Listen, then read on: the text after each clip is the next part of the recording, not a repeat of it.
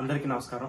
నేను మీ డాక్టర్ సందీప్ పంచకర్ల, భీమిలి నియోజకవర్గ incharge, Janasena party. కేవలం 100 కోట్ల హిందువులు మాత్రమే కాదు, ఒక మతాన్ని నమ్మి ఎంతో పవిత్రంగా ఆచరించే ప్రతి ఒక్కళ్ళు కూడా బాధపడి ఆలోచించాల్సిన రోజు వచ్చింది. తిరుమల తిరుపతి దేవస్థానంలో దేశ విదేశాల నుంచి హిందూ భక్తులు ఎంతో పవిత్రంగా భావించి వాళ్ళ బాధల్ని, వాళ్ళ ఇబ్బందుల్ని ఆ కలియుగ దేవమైన వెంకటేశ్వర స్వామి వద్ద చెప్పుకుని ఆయన నుంచి వచ్చే, ఆయన ద్వారా ఇచ్చే లడ్డూ ప్రసాదాన్ని ఎంతో పవిత్రంగా భావించి ఇంటికి తీసుకెళ్లి కుటుంబంలో వాళ్ళు తిని దాంతో పాటు చుట్టుపక్కల వాళ్ళందరికీ కూడా పంచే ప్రసాదం మన తిరుపతి దేవస్థానం ఇచ్చే లడ్డూ ప్రసాదం. మరి ఈ రోజు అలాంటి లడ్డూ ప్రసాదంలో వైసీపీ ప్రభుత్వ పాలనలో నియమించిన పాలక మండలి తీసుకున్న ఒక నిర్ణయం వల్ల కేవలం స్వచ్ఛమైన ఆవు నెయ్యి వాడాల్సిన చోట ధర తక్కువకు వస్తుందనా లేదు వాళ్ళ కమిషన్ కోసం అన్న విషయం పక్కన పెడితే సస్పెక్టెడ్ అడల్టరేషన్స్ జరిగినాయి.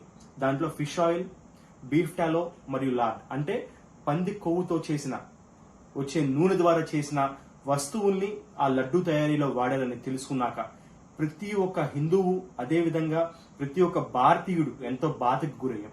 కేవలం ఈ రోజు లడ్డూ ప్రసాదంగా తీసుకున్న వాళ్ళ మాత్రమే కాదండి, జనవరి 2024లో జరిగిన అయోధ్యలో జరిగిన శ్రీరాముడి ప్రాణ ప్రతిష్ఠ రోజు కూడా తిరుమల తిరుపతి దేవస్థానం నుంచి 1,00,000 లడ్డూల్ని ప్రసాదం కింద అక్కడికి పంపించడం జరిగింది.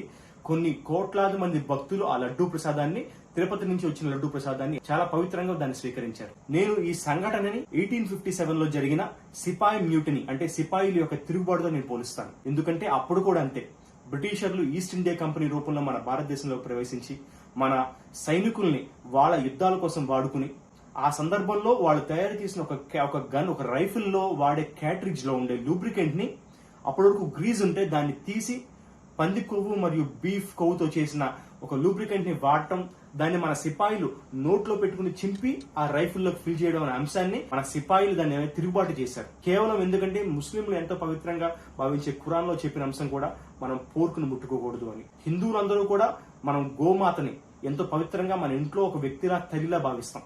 అలాంటి వాటి నుంచి, జంతువుల నుంచి హింసించి తీసిన ఒక కొవ్వుని వాళ్ళ నోట్లో పెట్టుకుని చింపి రైఫిల్లో వేయాలనే విషయం అంశం తెలిసినప్పుడు వాళ్ళందరూ తిరుగుబాటు చేశారు.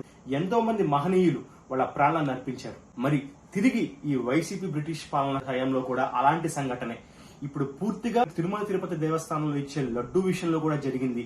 అలాంటి లడ్డూలో ఫిష్ ఆయిల్, బీఫ్ టాలో మరియు పంది కొవ్వుకు సంబంధించిన పదార్థాలు, ఇంగ్రీడియంట్స్ కనిపించినాయి అని చెప్పని నేషనల్ డైరీ డెవలప్మెంట్ బోర్డు వాళ్ళు ఇచ్చిన రిపోర్ట్ లో తెలిసాక ప్రతి ఒక్క హిందువు, ప్రతి ఒక్క భారతీయుడు తిరగబడాల్సిన రోజు వచ్చింది. ఈ రోజు పవన్ కళ్యాణ్ గారు ఒక నినాదాన్ని ఇచ్చారు, సనాతన ధర్మ రక్షణ బోర్డు రావాలి. దేశవ్యాప్తంగా ఉన్న హిందూ ఆలయాలు, మన హిందూ ధర్మాలు, సనాతన ధర్మం కాపాడాలంటే గనక నేషనల్ లెవెల్లో సనాతన ధర్మ రక్షణ బోర్డు ఒకటి రావాలి. వాళ్ళు ఇలాంటి తప్పులపైన చర్యలు తీసుకోవాలని చెప్పి పవన్ కళ్యాణ్ గారు కోరుకుంటున్నారు. ఒక భారతీయుడుగా, ఒక హిందువుగా మరియు ఇతర మతాలని గౌరవించే వ్యక్తిగా నేను తప్పకుండా సనాతన ధర్మ రక్షణ బోర్డు రావాల్సిందే అని చెప్పని పవన్ కళ్యాణ్ గారు చెప్పిన మాటని నేను మనస్ఫూర్తిగా స్వీకరిస్తున్నాను.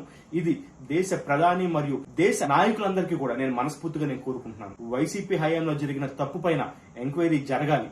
ఎందుకంటే ఈ రోజు స్వామివారిని అపవిత్రం చేసి వచ్చిన భక్తుల మనోభావాలు, ఈ రోజు నాతో సహా, మీతో సహా ప్రతి ఒక్కళ్ళం గడిచిన 5 సంవత్సరాల్లో ఈ లడ్డూ ప్రసాదాలు ఎంతో పవిత్రంగా స్వీకరించిన వాళ్ళమే.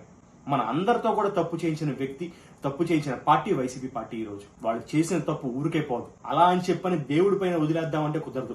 మన చట్టాల రీత్యా కూడా శిక్షించాల్సిన అంశాలు కూడా మనం శిక్షించి తీరాల్సిందే. దీంట్లో వైసీపీ వాళ్ళు చెప్పేది ఏంటంటే, జూలైలో వచ్చింది కొత్త కూటమి ప్రభుత్వమే కదా, వీళ్ళ హయాంలో కూడా జరిగింది కదా అని చెప్పి అంటున్నారు. అయ్యే మీరు గుర్తుంచుకోవాల్సింది ఏంటంటే, ఎప్పటి నుంచో కూడా మనకి నందిని నెయ్యి ఎంత క్వాలిటీగా వేసిన నెయ్యిని కాదని మీరు తక్కువ ధరకు కోట్ చేశారని చెప్పనా, లేదు మీకు తెలిసిన వాళ్ళనా, లేదో లోపాయకారం ఒప్పందం ఉన్న విషయం పక్కన పెడితే ప్రీమియర్ మరియు ఆల్ఫా అనే ఒక 2 కంపెనీలకి మీరు నెయ్యి సప్లై చేసే కాంట్రాక్ట్ ఇచ్చారు. అప్పటి నుంచి తీసుకున్న డెసిషన్ ఇప్పటి వరకు కూడా కొనసాగుతూ వచ్చింది. మరి ఎప్పుడైతే జూన్ 14న ఈ కూటమి ప్రభుత్వం ఫామ్ అయిపోయినాక, జూన్ 14న శ్యామలరావు గారు మీకు ఆ ఉన్న ఈవో పొజిషన్ ని ఈ కూటమి ప్రభుత్వంలో స్వీకరించడం, వారు అర్చకులతో కానివ్వండి, లేదు ప్రసాదం చేసే వాళ్ళతో కానివ్వండి, వాళ్ళందరితో చర్చించినప్పుడు లడ్డూ క్వాలిటీ ఎందుకు బాగోట్లేదు అనే విషయంపై మాట్లాడినప్పుడు, మనం ఎప్పటి నుంచో కొన్ని తరతరాలుగా ఈ లడ్డూ ప్రసాదం తయారు చేస్తూ వచ్చా, ఎప్పుడు తప్పు జరగలేదు, ఇప్పుడు ఎందుకు తప్పు జరుగుతుందనే విషయంపై వాళ్ళు మాట్లాడుకున్నప్పుడు, దీంట్లో వాడే వస్తువుల్లో మార్పు రావడం వల్లే ఈ తప్పు జరిగిందని చెప్పే విషయం తెలుసుకున్నప్పుడు, ఆ గతంలో ఇచ్చిన లడ్డూని తీసుకెళ్లి జూలై 17 తారీఖున ఆ లడ్డూని శాంపులింగ్ పంపించినప్పుడు, జూలై 23 తారీఖున వచ్చిన ల్యాబ్ రిపోర్ట్ ప్రకారం వాళ్ళకి తెలిసిన అంశం ఏంటంటే, ఈ నాసి రకమైన పదార్థాలు వాడటం వల్లే దీంట్లో వచ్చిన విషయాన్ని మీకు దేశ ప్రజలకు బహిర్గతం అయింది. మరి ఇప్పటికైనా సరే ప్రతి ఒక్కళ్ళు మేల్కొని దీనిపైన వాళ్ళ గొంతును వినిపించకపోతే మనం అపవిత్రులు అవుతాం. తెలిసినప్పుడు కూడా మన గొంతు ఎత్తకపోతే, సనాతన ధర్మ రక్షణ బోర్డు కావాలని మనం అడగకపోతే, ఇలాంటి తప్పు చేసిన వాళ్ళపైన చర్యలు తీసుకోవాలని మనం అడగకపోతే, తెలిసి కూడా మనం తప్పు చేసిన వాళ్ళు అవుతాం. కాబట్టి ఈ విషయాన్ని ప్రతి ఒక్కళ్ళు ఇంకొక 10 మందికి చేరే విధంగా దేశవ్యాప్తంగా హిందూ ఆలయాలన్నింటినీ కూడా మనకి పాలకుల నుంచి తిరిగి మళ్ళీ సనాతన ధర్మ రక్షణ బోర్డు కింద వచ్చే విధంగా మనం అందరం కూడా గొంతు కలుపుతామని చెప్పి నేను మీ అందరినీ కోరుకుంటున్నాను. అందరికీ నమస్కారం.